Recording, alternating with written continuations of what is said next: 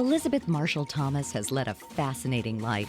She grew up in a family where the outdoors was her classroom, and with parents that encouraged her curiosity and nurtured her intelligence. For years, Thomas has studied animals, from domestic pets to tigers, deer, and lions, and has written many books about them, including the best-selling The Hidden Life of Dogs. She has also spent years studying people and writes about the Bushmen of southern Africa and their old ways in her latest book, Dreaming of Lions: My Life in the Wild Places.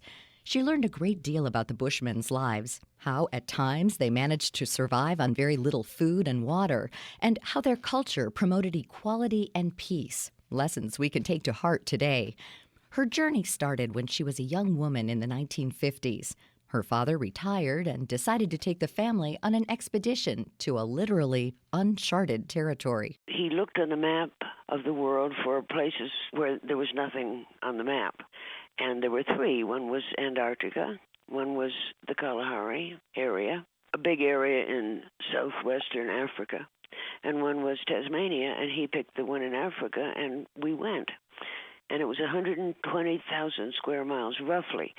What was on the map was the latitude and longitude line. That was it. They made their way to the Kalahari and lived with the Bushmen, learning their culture and their methods of survival in a harsh and uncertain environment. Her father led the expedition. Her mother became an anthropologist in order to study the people. Her brother made films, and Thomas helped out anywhere she could.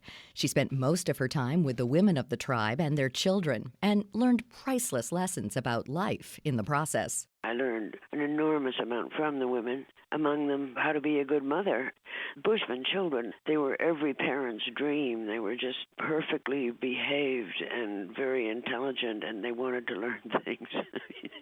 You couldn't ask for more in this world than those children. Thomas was amazed at just how intelligent those Bushman children were and how they learned to survive in the forests of southern Africa. She says that they started their education at their mother's knee when the women would take to the woods to gather food for the community. Mothers would carry their smallest children with them when they went digging for root vegetables to bring back. This is where the children learned about where and how to find food. So they would start to dig, but often enough, a mother might show her child she was carrying, he might be only 2 or 3, she'd show him the leaves of the plant that she was going to dig the root from and tell him the name. Or she might ask him if he remembered the name. So children got botanical knowledge from infancy. Not only did Bushman children learn how to find, identify, and harvest wild vegetables, Thomas says they were also taught how to observe animals and insects to find out where they hunted and when. A 12-year-old boy, I think he would be about 12, he showed me the tracks of a hyena that had gone by our encampment right around sunrise.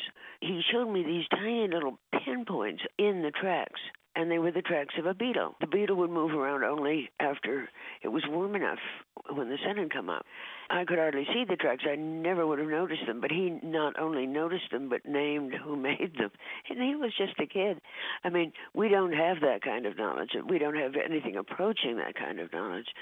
Even beetle tracks, I don't think there are very many people alive today who would recognize what kind of a beetle it was from its tracks. When boys grew older, they were taught how to hunt from the other men in the community, something that Thomas says took all of that tracking ability and education that the boys learned and put it to good use.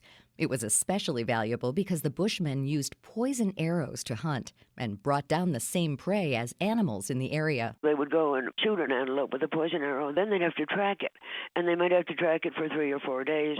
If other carnivores like hyenas or leopards or lions got to the animal before they did, they'd have to drive them away, which they did. My brother actually filmed 3 Bushman guys driving off about maybe 10 lionesses and a lion off a wildebeest they had shot who was too weak to travel.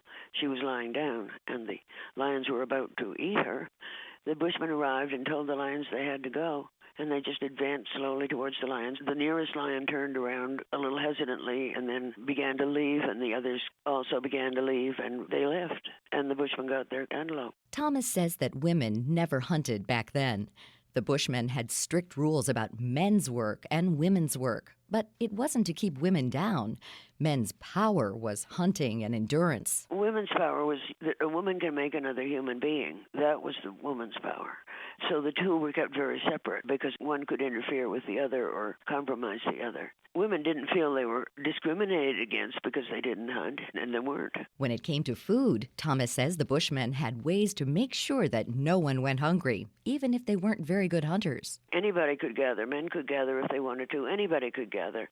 And what you gathered, you owned. I mean, you could eat it or give it to somebody else, whatever. With the hunting of large game, the meat was shared very specifically. Not necessarily by the hunter. Somebody else would make the sharing, and that was so that no one person became so important. Because the best hunter would always be dividing the meat. He might favor his relatives or something, and it was much better to have it formal and by somebody else. In a land where resources were hard to find and water was scarce, the Bushmen found that keeping the peace with everyone in their community was the best way to survive. They felt that cooperation and goodwill were survival tools, you could say. Everybody was equal. Nobody was more important than anybody else. There were no chiefs, no leaders. Everybody had the same value. And it was so that people didn't get jealous of each other, and it kept people in a cooperative mood. This was the point, not that people didn't have hard feelings, because of course they did. They were human beings. But the idea was to suppress this. Archaeologists later found an encampment that had been occupied continuously for 35,000 years, and the material culture had basically hardly changed at all. Not only did the Bushmen cooperate with the members of their own communities, Thomas says that it was necessary to keep the peace with others in neighboring camps. How better to do this than to occasionally make the trip to visit friends and relatives and take them a little present. To be cooperative and to have goodwill was a survival thing, because if your water hole failed, there was no place else to go except to another water hole where there were other people. It would be good if they welcomed you rather than drove you away or you had to fight them to get to the water. Ties were through marriage, through kinship, and a gift partnership discovered by another anthropologist named Polly Wiesner. People had gift partners, and every now and then, maybe a couple of years, something like that, one would travel to the other. It could be up to 100 miles to bring a gift and visit. And then quite a while later, the partner might come back to the first person and bring a gift. And this was to keep far away people in your mind, keep good relations with them.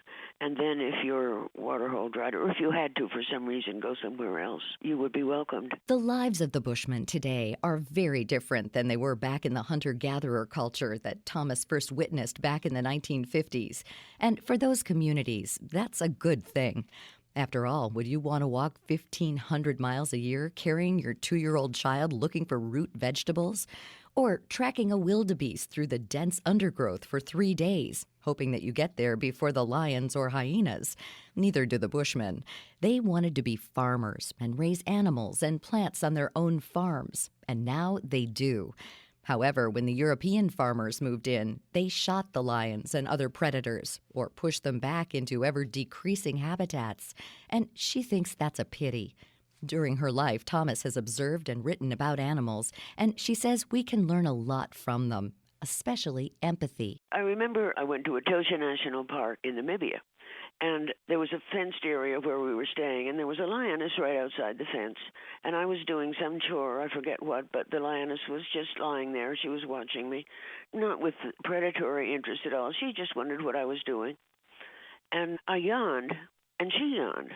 And yawns are catching among people, but I didn't realize they were catching among people and lions. That's because she was empathizing. She was just watching what I was doing, maybe wondering what it was or why.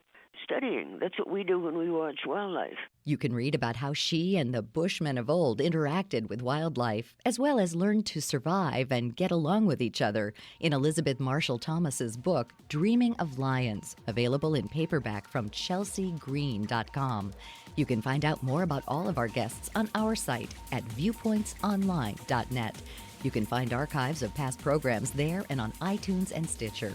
Our show is written and produced by Pat Reuter. Our production directors are Sean Waldron and Reed Pence. I'm Marty Peterson.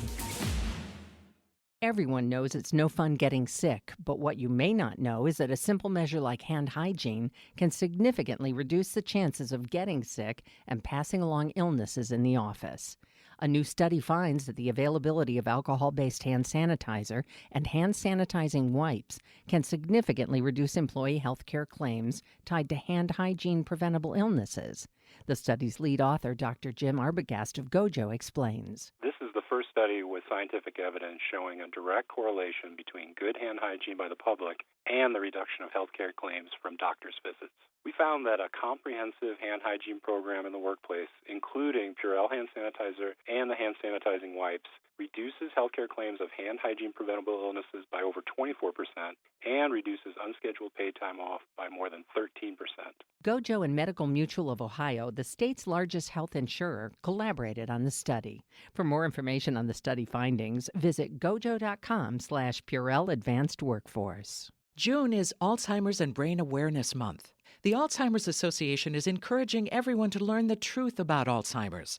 First, Alzheimer's is not normal aging, and with a wide variety of possible symptoms, it's more than just memory loss. The truth is that Alzheimer's disease is fatal, and even though it can't be prevented, cured, or even slowed, early detection matters, according to Ruth Drew, Director of Family and Information Services of the Alzheimer's Association. An early diagnosis of Alzheimer's allows people living with the disease and their families more time to plan for the future. It also allows these individuals to get the most out of treatments that may address symptoms and help maintain independence longer. They may also be able to participate in a clinical trial to help researchers discover a cure.